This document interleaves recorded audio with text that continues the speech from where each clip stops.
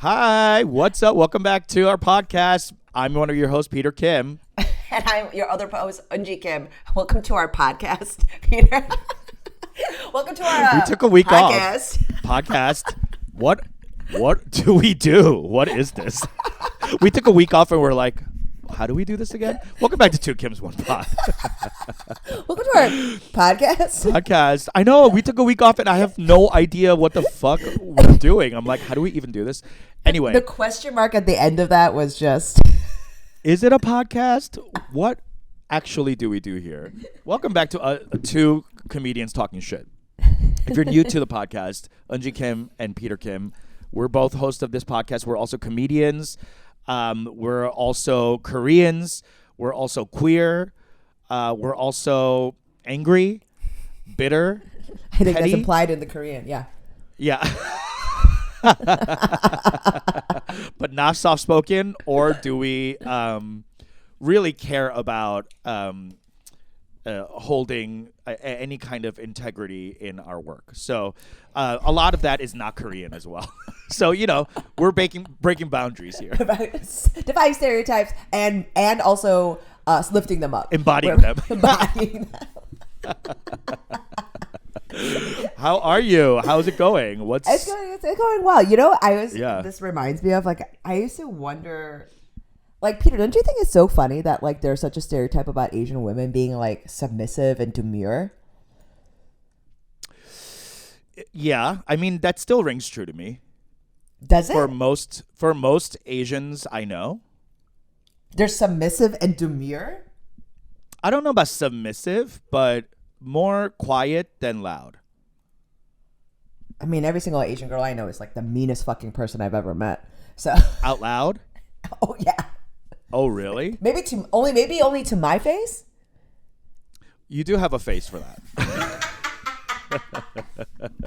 No, I mean, it's interesting. All the Asians I meet in LA. Okay, let me step that back. Mm-hmm. All the non-Koreans I meet in LA are very sweet. They lead with sweet. Okay. And nice and hi, sure. Personable. But the Koreans I know tend to be just. That sound. That sound. I did a show with Susan Song last night. If you guys don't know her, she's one of my friends. She's a sketch comedian. I'm trying to push her into stand-up, but we'll see what happens. She's a JFL character, new face, yeah. et cetera, et cetera. Anyway, so she does the show last night.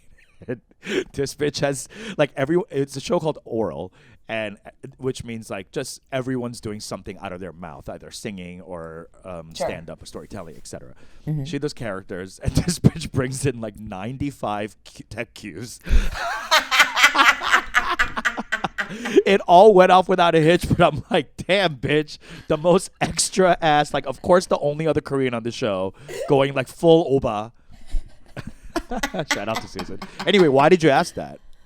Oh, just because we were talking about the stereotypes and stuff, and I just heard someone talking about it on a podcast about oh, this is the reason why, because there's a lot of guys on, it's it's a I don't know how to describe it, but it's a section of TikTok that is very specifically about passport guys that go abroad to find mates and bring them back. They're called it's a genre. It's passport bros or something. And yeah, I'm telling you, I go to really dark places of TikTok because of my incel algorithm. Yeah. Why do you have that still? I thought you a couple of weeks ago you were I'm figuring out my algorithm. I'm unliking things that I don't want to see, and clearly you have not. Clearly the incel algo is strong with that one. What is it? What are you viewing, Alex Jones? Why are you? Why? You don't have to heart Alex Jones. You could just watch it. But that already, even if I don't heart it, if I watch it, it brings it back around. It is something about it pushing a bruise. And there's definitely a part of that. And also, it is very fascinating. Like, at the same time, I was also on, like, Islamic fundamentalist TikTok as well. Like, it's... Incels and infidels. You're just you've got a brand. Check out my Patreon. Incels and infidels. where a queer Korean lady goes off about on woke culture. And how we all need to go back to the kitchens. Women need to be in the home.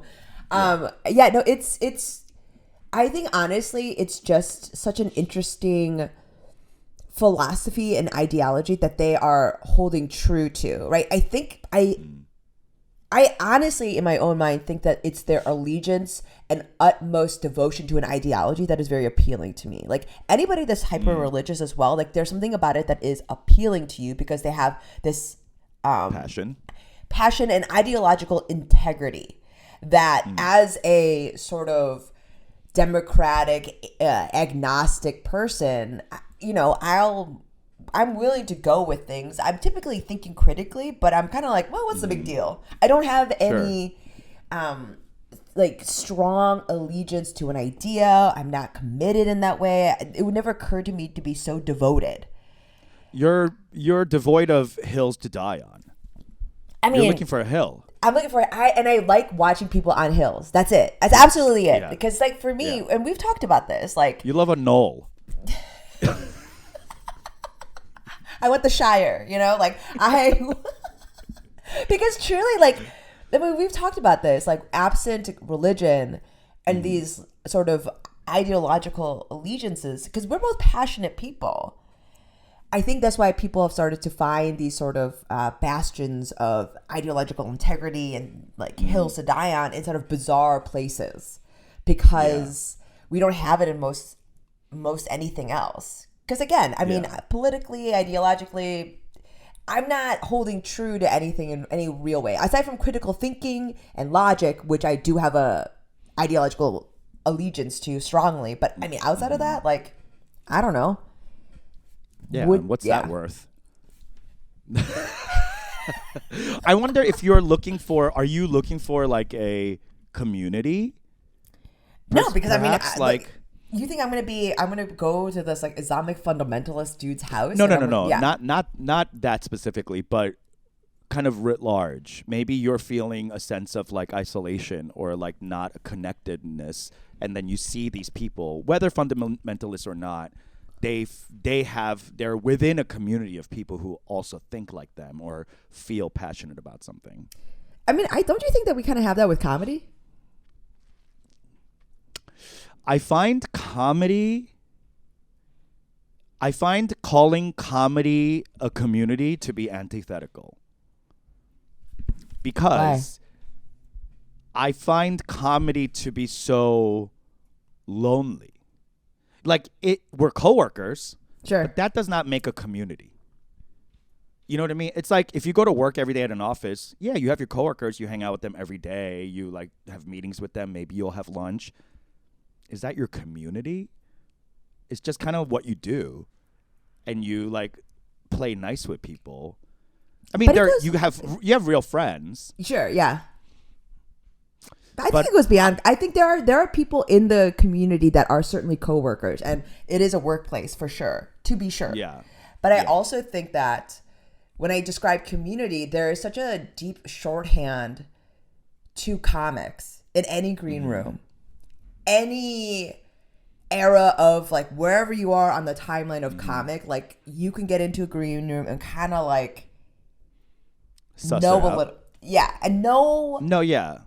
and by that I think that's more, I mean, I guess it's one and the same, because, like, if you're I'm trying to think of, like, people who are also, like, solo specialists, who might like feel each other that way, in that like in that shorthand kind of way. Plumbers, you know, electricians, like they I mean, and similar, but rarely are 7 plumbers in a room together doing the same job. You know what I mean? Like, you're doing. I mean, you're not watching the content I'm watching. those incels really be fucking getting the plumbing all fucked up with their with their bullshit. They're laying pipe, Peter. Yeah. Yeah. Well, yeah. Maybe that's something. Maybe that's something I'm just projecting because I'm feeling like I want a little bit of community, and I don't. It's hard for me to like establish one or like find one outside of my like close friends that like we always hang out or whatever. That's great. I love having like a friend group, which is awesome. But like sometimes I miss that like going to church without the bullshit. You know, like having a steady place to go every week and knowing that you'll see the same faces, whether you actually have a conversation with them or not, doesn't matter. But there's a comfort of this come and go with ease. Talk about passport, you know, like a place where I belong that I can walk in and out of and be part of. I miss that a little bit. Yeah, I mean, miss that a lot of it, actually. I mean, that was IO. That was IO. Yeah. That was IO. And you guys recently left a temple to go find a Buddhist thing, right? So, like, and I know, like, Buddhists don't really hang like that. You know, like, Buddhists are also, at least, like, the Buddhist temples, like, my family used to try to go to, there wasn't much of a fellowship happening. This is like the Purtasa in Chicago is trying to do that, and it was nice. Okay. Like, and the kids in the school, because they have a Korean school, they're gonna foster that a little more. Let me tell you, I went and I liked it. I liked it in a way that I remembered the feeling, and it was like it's clearly grown. I don't know how. Like it has to be like a rich white guy, right? Like giving these people money, because how is it Purtesa growing? How do they have a different building now? Oh no. You know what I mean? They do it. Is this like a nefarious thing, you think? I don't know. I don't think, I can't imagine that it is. I mean, you know, because the thing is, if you've ever met real Buddhists, right? Like real, like it's particularly, Monks. I only know Korean Buddhists. I'm not talking about like Richard Gere Buddhists. Like I'm talking about there's like actual Korean Buddhists. They are very frank, very straightforward, like very no nonsense.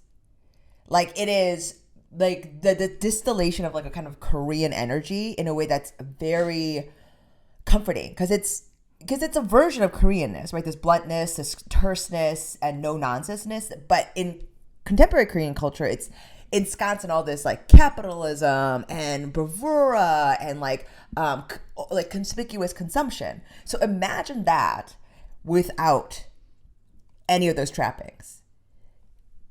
It's like it's almost Midwestern. How do you judge each other? How do you like hold status over one another? Exactly. And it's just what? What? That's what I mean. It's like it's very. It's very. How do you know you're a better Buddhist? You don't. There is nothing That's like that. unsettling to me. That is unsettling to me. That's what I mean. I need to know where I am in the pecking order. And that's the thing, is that just only on you. Like it's very. Oh my God. I think this might be too healthy for me. Yeah, no, that's sort of what it is. Like if you've ever been in the presence of someone that like really doesn't care about your opinion, is very solid in their own, and yet they are extremely polite, not self-serving, but like gracious, and also no nonsense. I've only been in presence of like those are like what I'm describing is truly like the couple of Korean Buddhists I've ever known. My psychiatrist when I was 17, like Shout truly like changed my life kind of guy. And this lady, and then one of the monks when I was very young. It is disorienting, because you realize how fucked up all of our internal compasses are. Because these people are truly pointing north, and you realize you're just spinning. You know what I mean? Just realizing that the only Buddhist that was really present in my life was this one guy we used to call Sunim. Yeah. Which means monk. Yeah. Did not specify his name whatsoever. We just called him Monk. Yeah. And he would come over to our house every weekend. And sometimes he would come over in his like monk garb. Yeah. But gray. oftentimes not. And he was bald, and he would come over and smoke like an entire carton of cigarettes, get fucked up on soju, and go gambling. Oh, So interesting. Yeah, so it was a type of Buddhism that to me was like not this what you're talking about. It was very capitalistic, very consumption oriented. And now I'm thinking back and I'm like, oh, that makes a lot of sense why like I didn't go towards Buddhism or whatever. Like I still have, I don't like, I think of it as like similar to Christianity because like he was acting like just like another deacon at my church. Kind of, you know what I mean? Yes. Like Yes. same. And there are things like there are Buddhist monks that are definitely like that. I mean, it's fine. Yeah. But you're not supposed to like want things. Yeah. That's like a major thing of that like nirvana, of like the detachment release. The desire is what equals pain, etc. You know, whatever. But I mean, there's supposed to be entire Buddhist temples in certain parts of Southeast Asia that are like making meth. So I mean, I'm just saying, like, it's just because it's Buddhism. That's how you grow. I'm just saying, like, you know what I mean? Like, Buddhism is just like any other sort of gathering of humans that create a hierarchy. There will be flaws. There are people. Right, it's going to be fallible. Yeah. But like, for me, in my experience, particularly maybe in Chicago and the people, because all the monks because my grandmother was like that. My grandmother, very, I don't know, whatever version of devout you can be in Buddhism, but she was like a devout Buddhist. Her name was Martong, right? Her parents were like Buddhist. Horseshit? Yeah.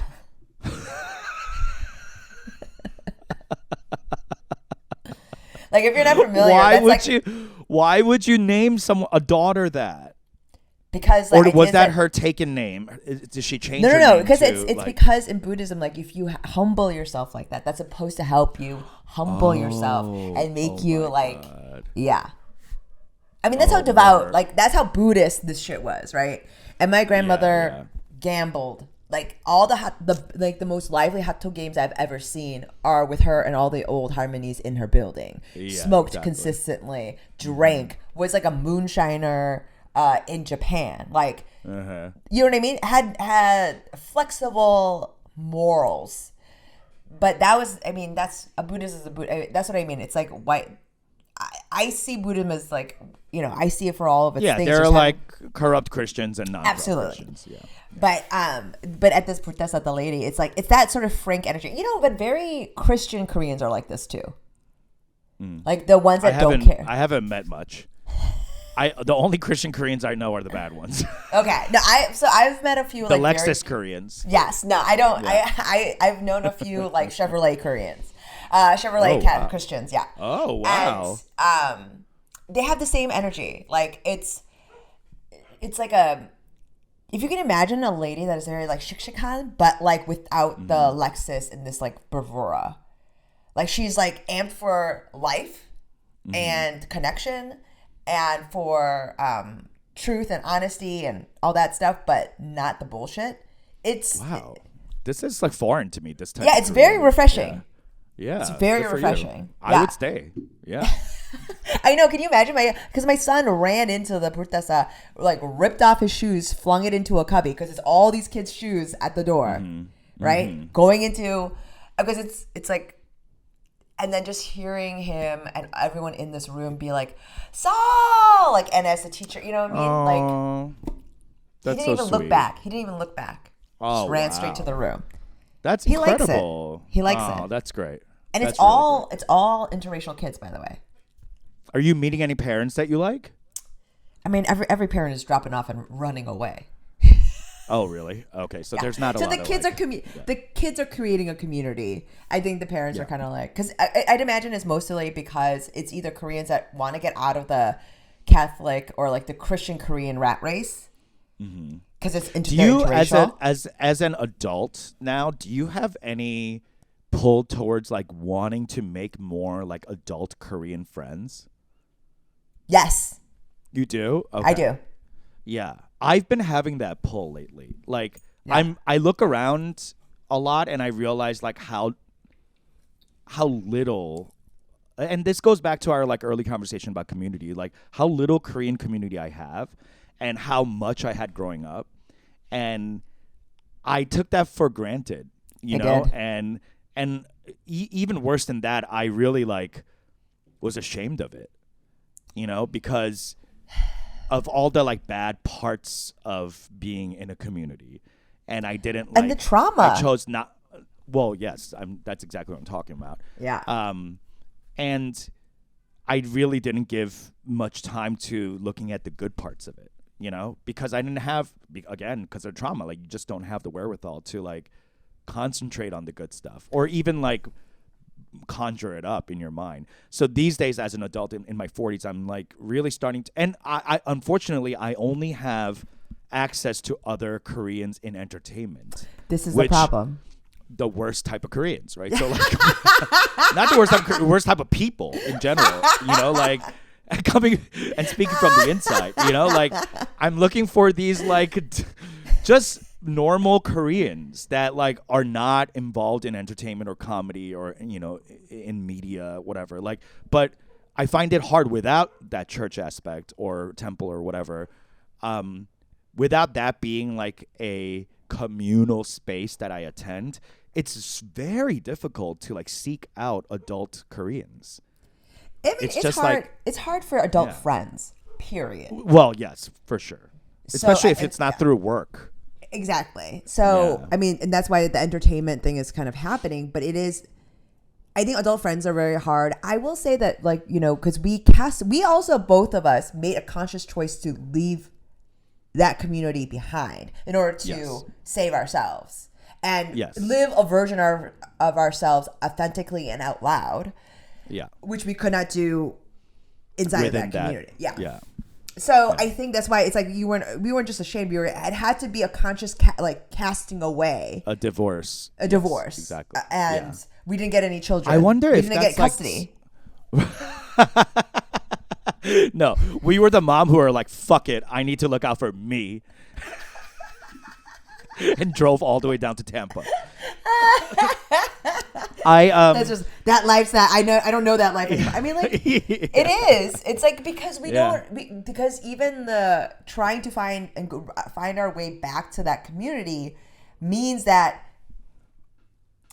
like you don't want to have a relationship with those people that were a part of that trauma. Right? Even if they are divorced from it now, even if they are not actively engaged in that sort of, you know. Right. But they're a part of that memory. I know. Well, that, you know, it's interesting you bring that up because the other day I saw a comment on one of my videos and it was from a friend from high school. Yes. And she and I follow each other on Instagram. Yeah. Etc. But from junior high, actually. But we don't like actually correspond. It's like kind of like Facebook where you're just like, oh, I know you, friend, and then, you know, whatever. Mm-hmm. But she wrote on my on the comment like, hey, when are you coming to New York? I would love to see you live. And it just like really, and you know, you and I were in New York last summer. Yeah. And you met my friends. Those are the friends that I like continue to foster relationships with, right? After I completely divorced myself and you know, figured out who I was, what I wanted to say, etc., without that baggage. So in a bad way, this girl is part of the baggage, not of her fault at all, but just being in the like cohort of my high school, you know? So like it was weird when I saw her comment. I was like, almost triggered? Like a sting, a little trigger. Not like to the point where I'm like, you know, but like a little kind of like, why does this not feel great? You know what I mean? Like, it should on paper. I'm 42. We're all 42. You know, we're all, you know, same age. So like, we've all done our own individual work, etc. But why did that comment, which is not just innocuous, it's positive. Why did that feel not totally positive to me? And it just really made me go back and think like, am I still harboring a lot of this hurt? And am I still like protecting my heart? Clearly I am, because her comment made me feel like a way about it. I've experienced this, and I've realized that I actually initially thought what you are saying, where it's like, am I still angry at this person or this time? And it's really, for me personally, Peter, I'm embarrassed of who I was. Like, I'm embarrassed of the version of me that they knew. That they knew. And so, like, when they pop up, interesting. and they see this version of you, Yeah. you, like, that, for me, it's like, it was triggering insofar as, like, I was like, I wonder if they think that I'm that version. I don't want them to see, I'm different. I want them to know, like, I'm different now. I'm better. Like, I'm better. Like, Yeah. And you can't have that conversation. I hate that with Eunji them. too. Yeah. She fucking sucked. Like, do you want to talk shit about it? Like, Let's push her to the locker. Yeah, I get it. like, that is the part that's Interesting. triggering. Like, you're remembering Maybe that's what it is for the me version too. of you that they knew. And The you're version of embarrassed. me that they knew. You know, I think it's false to say that wasn't me. That Sure. was. Yeah. Was I? And also high school, girl. Like, how many of us actually know who the fuck we are? We're like trying stuff on. You know, like all of high school is you in the Gap dressing room with too many clothes. Trying it on. Yeah. And then feeling fat, feeling ugly. Oh, is this cute? Immediately Oh my no. God. You know, like When I it's see just this- like oh my God, this gray Hawaiian shirt that I stole from Gap. no. That was like my identity. A gray Hawaiian shirt. Why? Defeats all purpose of a Hawaiian shirt. The background was gray, and it was a loud Hawaiian print. When I tell you, this shit was my personality. Wow. It was Wow. Hawaiian I shirt, know. girl. What was my personality? My personality was North Face book bag with I had two personalities. It was like the fangsta with the dyed hair, bangs, and the leather jacket, you know, Asian classic. I know. Yeah. And then it was the prepster, Uh-huh. North Face jacket, Tommy Hilfiger, Sure. Arguably the Nautica. same. Arguably the same Asian gangster classic. Like, that's the Asian gangster classic. the It is, Pracky. but it's Yeah. giving day versus night. Yeah.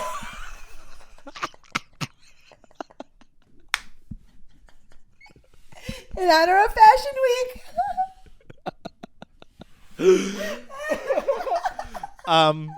And then there was that part who was like desperately trying to be at Bible study and revival because that's where all the cool kids were. That's where all the youngs were. Sure. All the girls, the nunas, you know, that was where you hung out, you know. It's a third space. It's a state sanctioned and it's third space. free. Yeah, it's a Free, state sanctioned free third space that is free. That is adults know you can go there. It's safe, but you're still congregating, and you're basically just. It's like just as the setting is just as irrelevant as it's the mall. Like, you could be there, it could be church. It's just or a whatever. hang space. It's a Yeah. hang space. It's so Yeah. important. And It's so you're important. right. It is where you can tell your parents you're going to, and they won't ask another question. Yes. Because they're like, "Wow, look at my kid going to Friday night service." Meanwhile, we're going in late because we're smoking an entire pack of Newport Lights. before we go Newports, and yes. pray. The most Newports I've ever smoked was at like a fucking, what is it, lock-in or whatever. yeah, exactly. It's like bad. Opa was just like, hey, he must have brought a carton because everyone just got smoking from this guy. Was smoking this guy's Newports, but Yeah. I think his parents for sure had like a store. Oh, that's so cool. Kids with parents who had stores were like the richest, coolest kids. I remember. Like, they could The get product. you anything. Yeah, Yeah. the product. And if you had Starter like jacket. porn, not Ooh, porn jackets, oh, if you porn. had a store, yeah, like that's carried porn, yeah. Yeah. Oh my God, that was it. This guy, one guy, Scotty Hewlin, who had, I think his dad owned a bodega or one of those like stores with a magazine rack. Yeah. And they had in the back of the magazine rack were the ones that were plastic wrapped. I don't know if they still do this, where like it's hidden from like eye view, but like if you reach back there, you can see like, it's like the Playgirl. Well, I was Yes. looking for the Playgirl. Yeah, of course. And no one ever had Playgirl. It was always, it's so annoying. Like, and then I don't know if you looked at like 잡지 porn, like magazine porn back in the day. You didn't? No. You and your friends? I guess girls No. really didn't back then. They were not, even girls wouldn't even talk about like hooking up, or it was very like, I mean, I being catfished. prude, I being prude catfished was and a like, thing. but I catfished and then would engage in like sexy chat in rooms. Chat rooms, yes, I would. Chat do that rooms. all I was the time. doing chat Yeah. rooms and like catfishing people. I was not doing. I didn't need to Yes. use. I didn't need You to di- use porn. I was using my imagination and my emotional manipulation to create the scenarios that I would jerk off to later. Oh my god. What's it called? So this week should we get into our tops and bottoms? Let's do it. All right. My, Okay. Yes. Yeah. We haven't even done that yet. Yeah, no, we've just been catching up for half an hour. But okay, so my top this week, I'm back into stand up, the grind. Oh yeah. How was told the? you. Yeah. I told you that I took a break and it was hard to get back. Yes. Yeah. And then You went. didn't Did I talk- tell you you didn't- about TCU? We have not. Oh my god, yet we haven't talked talked in about so it. long. Yes. Okay, that's so it what was I'm right saying, the before I 1 went to week, but yeah. TCU. Yeah. I know, a lot's happened. So TCU is Texas Christian University. I went to this college gig in Fort Worth, Texas. And let me tell you, I flew into Dallas and I had to drive to Fort Worth, which is like an hour and a half away. Okay.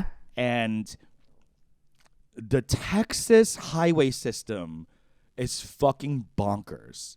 Like, I thought LA was bad. Texas is like all mega highways. And it's like people are going 80 and there are these like what are those HOV lines, like the express lines? Yeah. Lanes, but they're like they have this thing where maybe I'm just a Luddite, but like they have these like cameras and flashes where they like check your car for like if you have the HOV ticket or whatever. So like you're going on this express lane for like an hour and you're like constantly getting photographed while you're going down. And I'm just like, for a state that's all about like liberty and freedom, like you're really being tracked throughout Surveillance your fucking state. interstate. Surveillance state. Exactly. I'm like, So what the it's a fuck lie is that all of happening? us are telling ourselves. If you don't think people are watching, Girl, wake up. please. Girl, please. Wake up. You know how, okay, so you reposted, just a quick tangent. You reposted something on TikTok the other day about like how the Chinese MMS Yeah. or their like CIA is Yeah. like the strongest, most like intellectual possible because every single 4 billion Chinese phone is basically able to be tapped and used. So they're like basically everywhere all around China.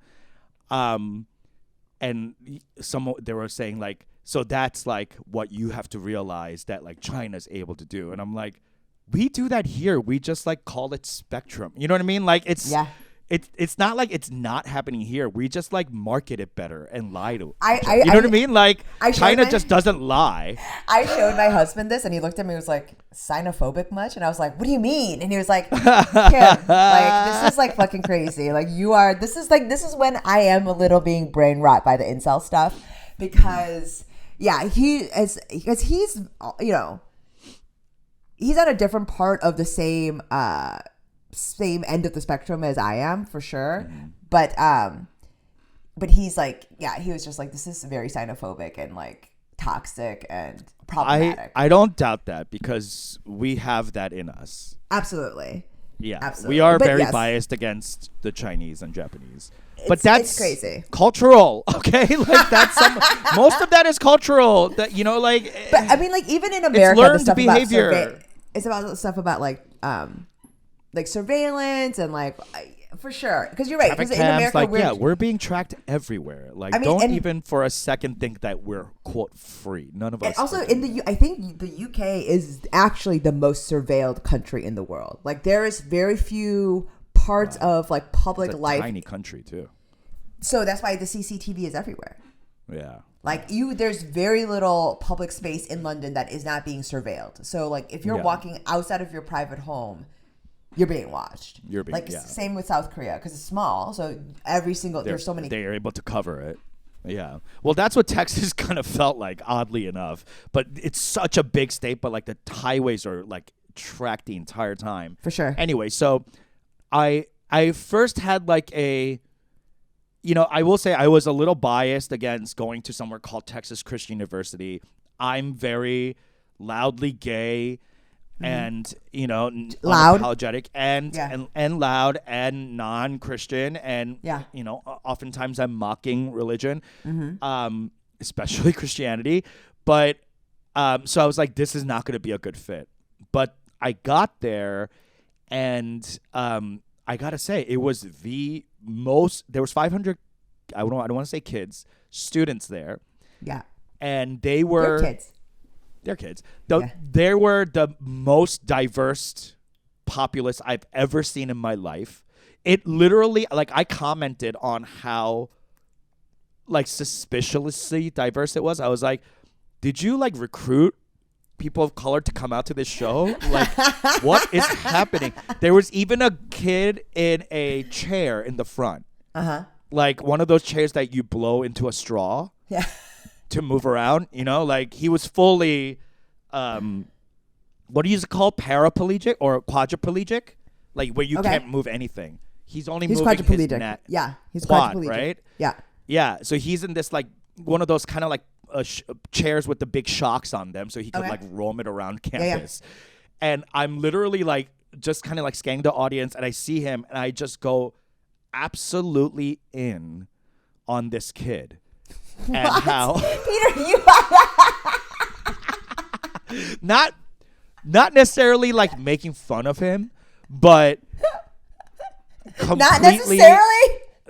I am making fun of him, but not that you're fucking quad, not like that, but the fact that he's there and that adding to like how diverse the campus looks, like something's fucking happening. You know what I mean? Like you didn't have to fucking add the chair, dude. Like I get it. Like y'all are. Was he a person of color? He was white, but he was dying, and his mom and I just kept going into him about how I asked, he's 21, he was a virgin, so I was like, someone's got to suck his huge dick right now. You can tell, like, don't let the chair fool you. He's packing heat, like. Anyway, so like I just really went in on fucking ribbing him a little bit. Sure. And also celebrating his giant cock. And the audience lost it. They were because he was sitting front row. Yeah. And he came up to me after the show and his mom. And his mom came up to me and was like, hey, Josh wants to take a picture with you. And I was like, oh, yeah, absolutely. And she was like, I just want to say thank you for making fun of him. Yeah. Because he was so afraid coming here tonight that everyone was going to ignore him. And people usually do because they are just so uneasy around him that they would just rather he be invisible than to actually say something to him and acknowledge him being there. And you just acknowledging him right at the top and like going in on him, like it really made his night. And that really like touched me. I was like, oh my God, wow, that's incredible. And then he says, can I take a picture? And we take a picture and he goes, I have a new fear now. And I was like, what? He goes, chubby Gaysians. And I gave him a high five. I mean, he wasn't able to high five, but like I high fived the straw and he rolled along and it was really fun. And it was just such a good time that like, man, I really did fuck up by judging TCU by its cover. Yeah. I really did. And it was my first college gig opening for Preacher Lawson. It was so fun. I would love to do more college gigs. I thought it was, even though it was an in and out, I just stayed one night and came back right on the red eye. But it was worth it. It was fun. I did 20. Easy breezy. It was great. Dream. Yeah. Surely. So stand-up's been cool. I've been getting back into the swing of things, writing new material, and But also, can I just say that the moment you're describing like how most people like just ignore him, that really like resonated, because it is kind of how people treat like the unhoused too, like just ignore because it's uncomfortable. Right. Yeah, I did. When you were talking about it, I was like, right, that is kind of the worst thing, and especially if you're someone that you must notice it so often. Right. It's such a like quiet pain because like literally no one's acknowledging you, so there's no like active bashing or whatever, but it's actually like anyone who's been to high school knows that being ignored is probably like the most hurtful thing, or not being like included or whatever. Yeah, it's like it is the most like it is the most polite crime.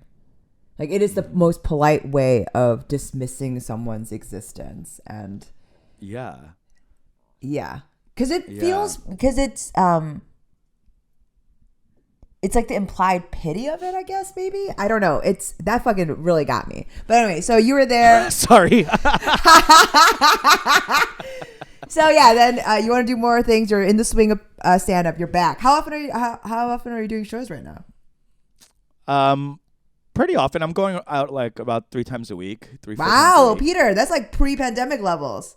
I know, it's back. I'm back, and it's been fun again, which is great. You know, and every time I take a break, I'm like, trudging through the mud. But I just like I remember how fun it is to fucking go out there and write new stuff, and it's just like it's invigorating. It's great. There's nothing. Speaking quite of like new it. stuff, no. I did my 4th CBS showcase, diversity showcase. If you guys don't know, CBS, Viacom, Paramount, whatever the fuck the company's called now, they do a diversity comedy showcase every year. And this year they weren't able to cast because of the strikes, the double strikes last year. So they asked a handful of the alumni who also do stand-up to come back and do a night of stand-up, like a stand-up showcase. And we were only doing like 5 minutes, but not really. Everyone went over. But we all we were all like trying to figure out like, oh, what's the right 5? What's the right 5? And I was like, no 5 I'm going to like put together is going to like excite me, you know? So I wrote a new bit that morning and did it, and it crushed. Yeah. And I was so happy that that it did well. I knew it was going to do well because I was laughing at it when I wrote it, and I was like, oh, that's a sign that it's going to do well. You know how you kind of know? Like, you know your own, like, rhythm. You know your own voice. So you know, like, okay, this is going to get a laugh. I'm going to get a laugh on this setup, and then I'm going to punch it with this. So, like, you kind of have a shape of, like, how your thing's going to go. It might not go, like, 100%, but, like, 85%, you kind of know when you, like, try stuff out. Like, or 85% of the time, you know, like, you don't have it yet or whatever. You know what I mean? Like, sure. You just, you kind of have like a feeling of your thing now. Anyway, so like I had like a decent feeling of it, but I was really surprised that it went better than I expected. So that was nice. Well, part of it is because especially I will say this, Peter, this is the conceit of an improviser, is that some of it is that it's new. So it's the delivery, 100%. your enthusiasm behind it. Like, yes. Like, what's the set look like after the 100th time you've done that same 5? Bad. Because I'm not into it. Exactly. That's why. Exactly. And I know that.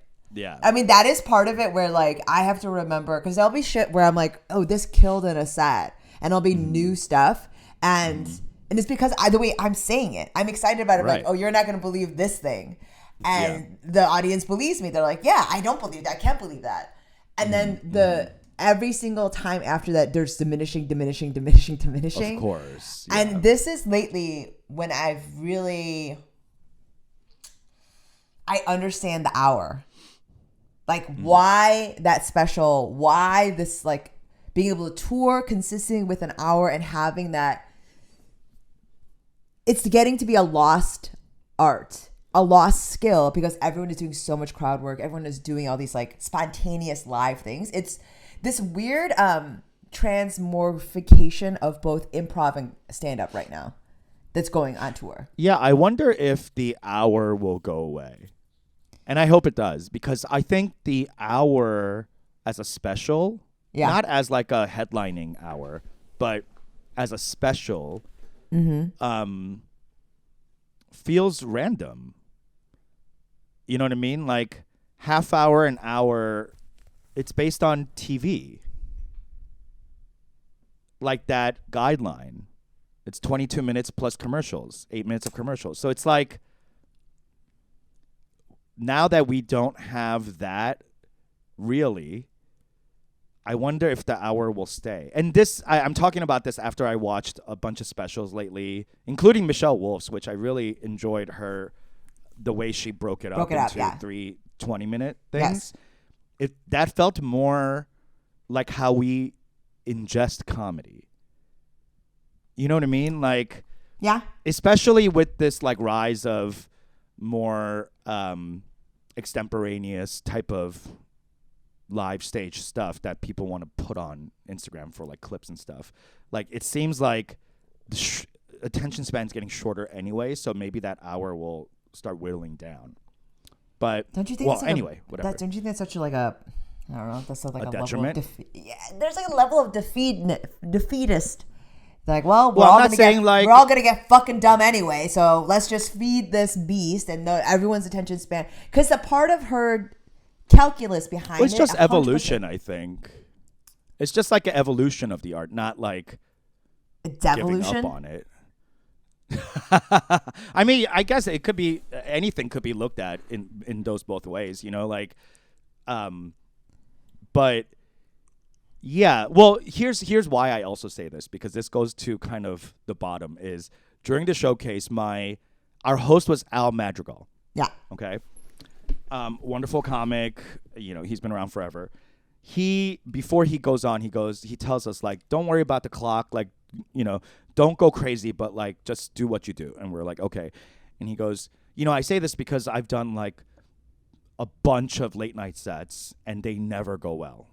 And they're never clippable. And he was like, and it's because like I'm just not that type of comic. I'm usually going into like longer story sets. Mm-hmm.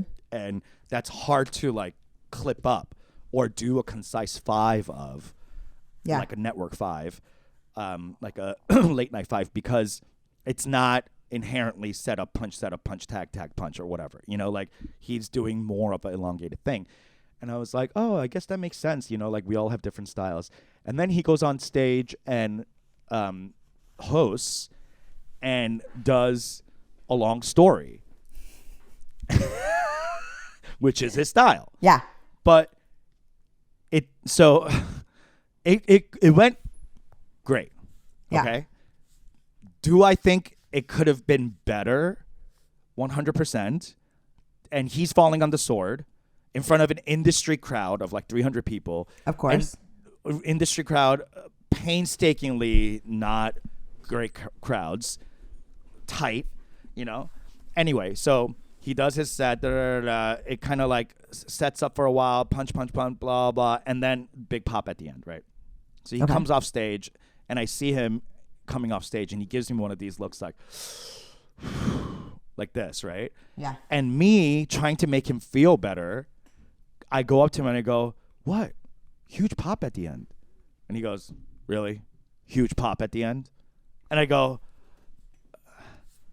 I mean, they're tight. I'm trying to like console him, but like it's coming off really pedantic and like just not cool, you know? Sure. Yeah. And it just really like, I didn't know what to say because he caught eyes with me. I should have just given him a fist pound and move on. Sure. And not fucking said anything. Yeah. But I was trying to make him feel better. And now I'm thinking like, what do I need to make Al Madrigal feel better? Like, he's fine. It's also what the fuck am I going to do for him? But it's also That's what insulting. I mean. I insulted him. Yeah. to go look at, like, he's giving you an accurate assessment of what the crowd is given. It felt like, yeah. Given to him and his many, many years of stand-up service. And, you know, it's like, I get it. I literally had this happen to me for my bottom, which was my hour that I did Sold on Friday. out. Sold out. Sold out, by the way. So there's a lot of people there to watch me do bad. So it Wait, what? It went really not good. Eunji, stop it right now. Peter. Color Club sold out? I'm telling you, it was bad. Peter, do you understand that I didn't even tell you? I didn't tell you how it went. But you never do. I would You tell you never if call me after something or text me after something and you go, oh, it was awesome. I always have to be like, how was it? And you're like, honestly, not bad. Or like, whatever. You know, I have to pull it out of you. I'm just saying I wouldn't. I'm being very honest with myself. After You're not being self-flagellating? No, I am not. It was a rough crowd. Like, other people have said it. It was a bizarre. How many times did you do this hour? 0.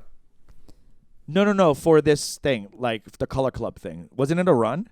No, this is one. Just one off. One night only. One night only. It was like truly a fluke that it even happened. I was supposed to do a half hour, but the person I was supposed to do that half hour with bailed because he got like another gig, and they were going to give up the date, and they were going to like, well, we can reschedule you for like X amount of months down the road. And I was like, instead of rescheduling, I was like, why? I could just do an hour. And I thought I was just going to kind of dick around and to be casual, but then I made the poster, and all of a sudden it was like a thing, and then it was sold out, and then all of the stuff. And this is like the same week that I started my new medication. What'd you start? I started Wellbutrin, Adderall. So in addition to everything. Yeah. In addition to everything else? I'm on another med for the bipolar to put me to sleep and keep me regular. But now I got to do the stuff for my ADHD. We'll see. Whatever. I started it. Okay. It's fine. It is a little. Do you feel racy or you feel chill? I feel chill, but also this is what's weird about the chillness is that I am getting whatever level of dopamine, and I have not felt the push to do comedy live. Like, I don't get Jonesy for it. Because of the weird? Adderall or because of the Wellbutrin? I don't know. Isn't that weird though? Like, it's like mind-wise, like I am getting whatever level, like I don't seek it out that way. I don't start jonesing for it. Because I haven't done comedy because I've been like on quarantine because I had a like COVID exposure in one of my classes. So I've been, I like canceled all my shows this week. So I haven't been on stage in 4 days. Okay. That's a long time. Yeah, it's a long time for you. Is it how long after your hour is this? When did you do your hour? 26th. So it's like been 2 weeks almost. 2 weeks. Yeah. Okay, so tell me about the hour. How did you structure it, and what did you expect? Were you trying to work out your hour, but it's sold out, so you felt pressure to like? Yes. Be okay. That's and then also I also didn't want to just do 5 10-minute chunks with crowd because I have 5 10-minute chunks of worked prepared material that I know works, right? But I don't want to do that. But that is not like a thematic hour. No. Why didn't? Okay, so you wanted to do what? So just for me and the audience to like get into kind of the mindset of like what you have and what you were kind of like looking to synthesize. I don't know. I honestly don't know. I was getting there, and then I was kind of like synthesizing a bunch of stuff. It was sort of circling like, it was just circling a bunch of things. I never got there. But I mean, I had the material. It was fine. How about this? It was not good irrespective of all of that. It was not good just because I got on and immediately I was not in the pocket. Immediately I was like kind of literally on my heels. I don't know what it was. Honestly. Really? Like the stage itself felt like really soft because like I felt crazy. And there was also, Peter, this is the thing. This is the low. There was a woman in the audience. I'll never forget your face. Oh no. She was looking at me like this. confused. Like mouth Agape. agape? Bitch, agape? You paid money to come here. And then Yeah. If your mouth is agape, there better be laughter coming out of it. agape. What the? Like, and the squint eyes, like it was, and I She's could saying, not, huh? and I could not stop staring at her. Like I was, like instead of trying to like find my pocket and get out of it, I literally just kept looking at her and I couldn't get out. So I was like staring at her, and I couldn't stop staring, and I couldn't stop being like, who the fuck is this bitch? Like really going in, and I'm directing all of my material straight at her. To her. Oh, so she's starting to feel uncomfortable because she can see that I'm like I'm trying like to crack her. Cracker. You're trying to crack her. Oh no. Oh, and she was a cracker. So like I am like really losing my mind, and at a certain point, like the show is 45 minutes deep. It's happened. It's fine. Whatever. And I finally look at her. I'm like, why are you here? Shut the fuck up. 45 minutes in? I never stopped looking at her. When I tell you, I finally look at her 45 minutes in, because it's just like crazy to me that there's no moment where this bitch has. But you haven't acknowledged her, right? Like I'm you haven't straight at her. comment. No, but you haven't commented to the rest of the crowd that this bitch is sitting here with her mouth open. Yeah, no. Looking at you crazy. No, I lose my mind, and 45 minutes I'm like, why are you here? Oh my god. Because that feels it's so out of context, because is she sitting in the front row? No, she's just very tall. Oh, okay. But like, She's like a tall, no one else can torsoed see lady. what she's doing. This is true. So if I'm watching you, I'm having a good time, and all of a sudden you're asking this bitch why is she here? Yes. Okay, no, but I'm like, no context. You didn't even make a comment. Like, no, bitch, what you looking at me like that for? After I said, why are you here? And I'm like, because you don't look like you're having any fun. Like, you look confused. And I was like, you've been confused this entire time. I was like, were you expecting someone else to come out? Like, I was like, were you expecting another show? Oh my god.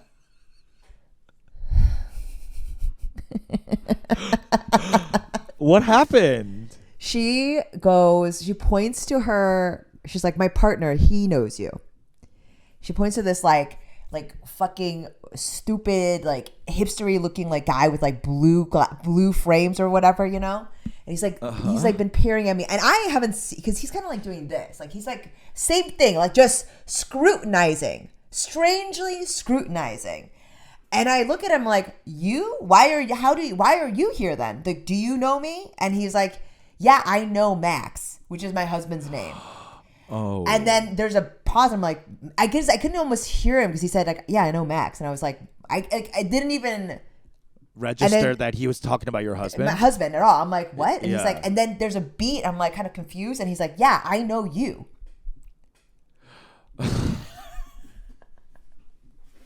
This is your friend? No, he's just you don't guy. know him? He's a guy that is friends with my husband. Okay. And I've met him, I guess, once or twice, right? Okay. And it's crazy for him to have said, And he brought his wife to your show. Straight people who call their wives their partner, jail. You need to go to jail. Jail. To call so 45 minutes you're in a heterosexual relationship. Calling her a partner. Partner? That's liberal catfishing. LLC that's woke together, bitch. That's liberal catfishing. That is woke catfishing. Like with the intended purpose of to be like, oh, she's not my wife, she's my partner. Really? Yeah. Jail. So wow. Okay. So you acknowledge it. I did. And then I had no idea who he was. I literally had no idea who the fuck this was. And so, a big pop from that, and like, I riff on that and stuff, but fine. But yeah, that's how it went.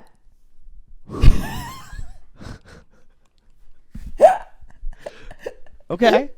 It went. But you did an hour. I did do it. How did it feel? Did you feel like the stamina, or did you feel like, oh, yeah, I can do this? Or like, like there's a certain minute marker. Sometimes you're like, God, where am I? Am I almost done? It's usually around like 40 minutes where I'm 45. Yeah. I was worried Fuck. about it. I hit 45. I had. Yeah, for sure. I had the girl light me at 45 just so how I would feel. I felt, and I kicked it into gear, and I had you finished strong. I had a surprising amount of stuff left.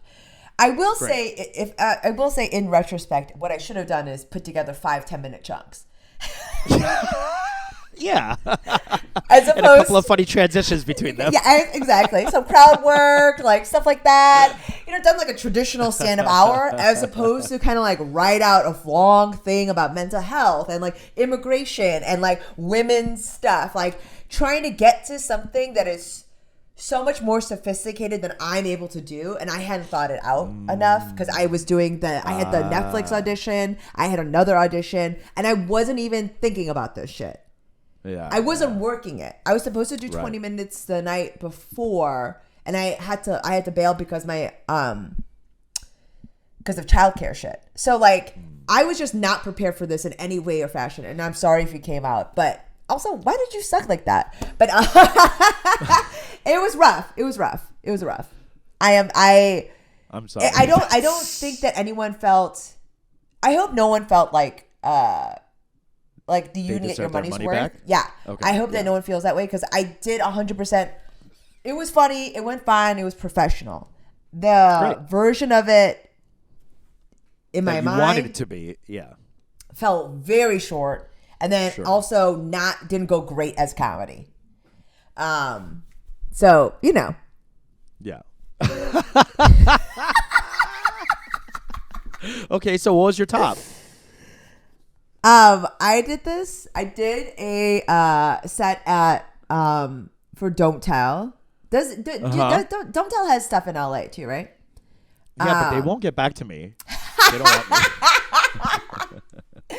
You might need to do them. You might need to do it in Chicago or in Ohio when you're in the Midwest sometime. But so you get in the system, But I did a Don't Tell set where I did basically 5 new minutes, like never said out loud, like versions of what I had worked in that hour, but like 1, 2, 3 fully new bits, 1 old bit that I revamped, and also crowd worked a new thing. Felt alive. And that was the pocket. Yes. There you go. Do you know what I mean? When sometimes when you're in the pocket and you're doing 10 and some people 10 is different than 20. That kind of pocket felt like I could have very easily done 30. Like just kept pushing. Yeah. That sort of pocket. And I had like so many people come up to me afterwards. Like I got like drinks bought for me. I had pictures. I had follows on Instagram. Like it was like such an affirming. Okay, how about this? If the hour had not occurred, this would not feel as much of a top to me. I see. But in light of the hour, and then I had another headlining set that went very mid. Almost mid sets might be worse than complete bombs. Because complete bombs, you're kind of just like, whoa. Free falling. Just like everything is going bad. Like and you don't you're like me. Leaning into the bad. Yeah, yes, exactly. Like you but don't the like mid me. ones are the even worse because you're kind of like, bitch, I'm giving you a 100. You're giving me 65. What's there's happening? There's anachronistic thing between you and the audience sometimes. And like it is something where like we should never blame the audience. It's always us. But sometimes it's the fucking audience, man. Like there's something about getting a group of strangers together in one room. If the vibe is a little off, it's just off. Yeah. It's just off. And sometimes it's not that they don't like you, it's that they're polite. And that's kind of worse. It's the people who are like enjoying. Maybe that mouth open girl was really enjoying you. No, she was not. He messaged me after the show. No way. Yeah. The husband? The partner? Yeah, the partner. What did he say? Hey, I'm sorry. Because they had tried to stay afterwards to talk to me.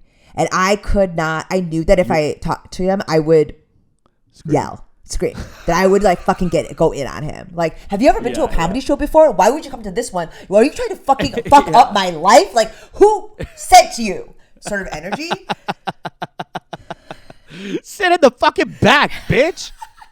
Like, fucking long torso ass bitch. Yeah, leave your slack-jawed wife at home. Uh-huh. And so I like intentionally didn't go over, and they lingered for quite some time, hoping to talk to me, I'm sure.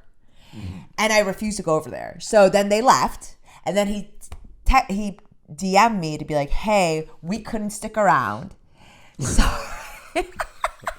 oh no. What we couldn't stick around. Sorry about that. We really enjoyed ourselves. I knew. See, I told you. No, they didn't. That I 100%. You think they're lying? Lip service? I almost texted them. I woke up and I saw this message and I looked at my husband and I was like, "Is this a bridge we can burn?" And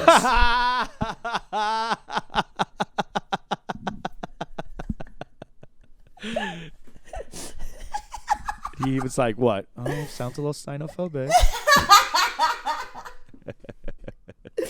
They're white. I mean, the thing that he sent me, like, we really enjoyed the draft that I had. Peter was like crazy. Oh my, I'm glad you stopped yourself. I'm glad the ADHD medication's working. To help some of my impulse control, because it's Ozempic for your mind, babe. It's cheating, but what do you? I mean, like, I'm rating at a deficit. Okay, what I was gonna send this person was like truly like I will tell you off, like, it was really crazy about like have you ever enjoyed anything in your life? Have you ever been to a comedy show? Wow, like truly, you wanted like, to go scorch earth the next day, so you were like pressed. Wow. I mean, when I burn a bridge, I'm not doing matches. Bitch, I'm throwing ain't a no bomb. one going to Terabithia. Yeah. No one's going to Terabithia. Not you, your grandchildren, nobody. Nobody of your bloodline will ever go to Terabithia.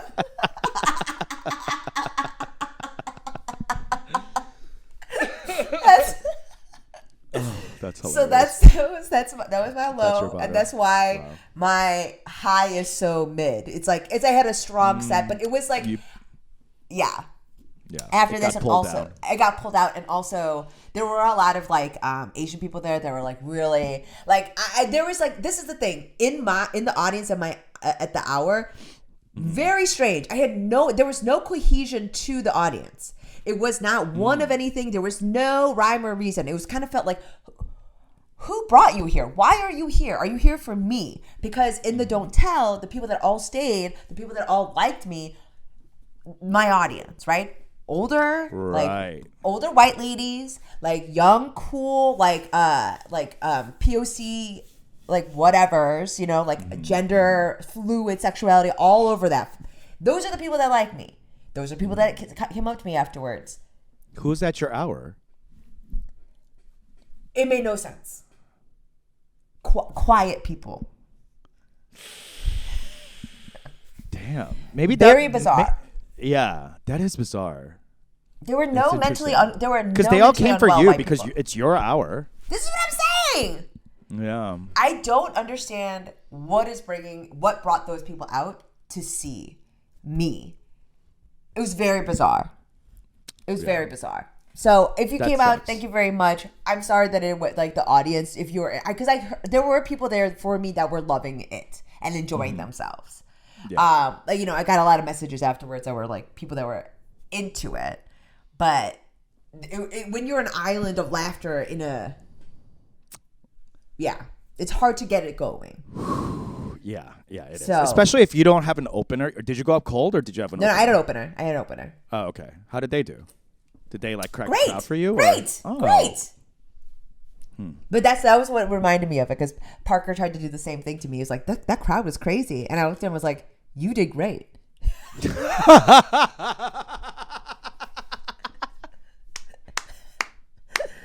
Don't tell me. I know. That's insulting. Yeah.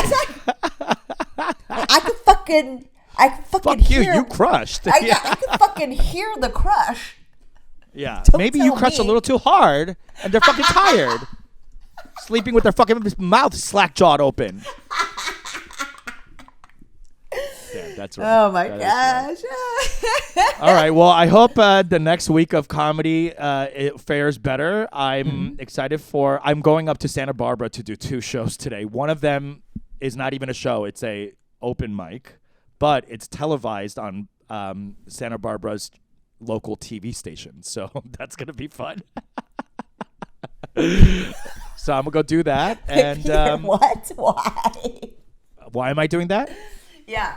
Because I was booked on a show in Santa Barbara, a paid gig. Yeah. But I wanted to, because it's Santa Barbara, it's like an hour and a half away. Like I wanted to tack on more things, so it felt more worth it that I was driving out there. Sure. So I'll be doing that first, and then I'll be doing my other show.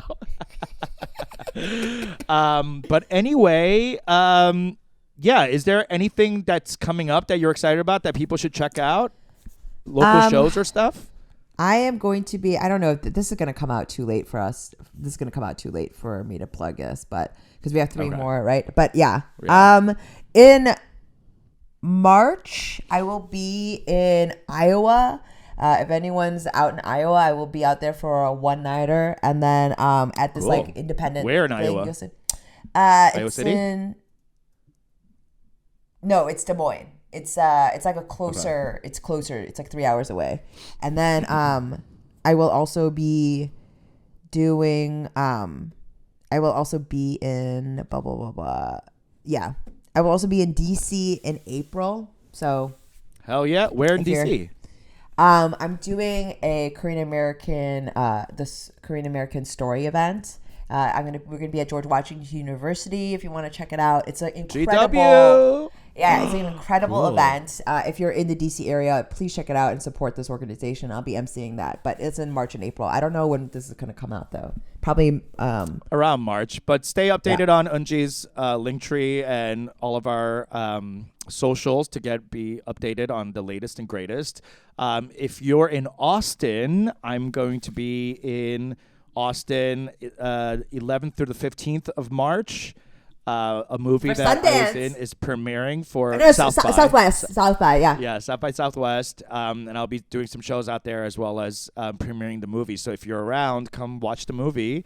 It's called A Nice Indian Boy. We have screenings the 12th, 13th, and 14th of March at South by Southwest. Yeah, that would be really exciting. Anyway, thanks for listening and tune in next week. Bye. Bye.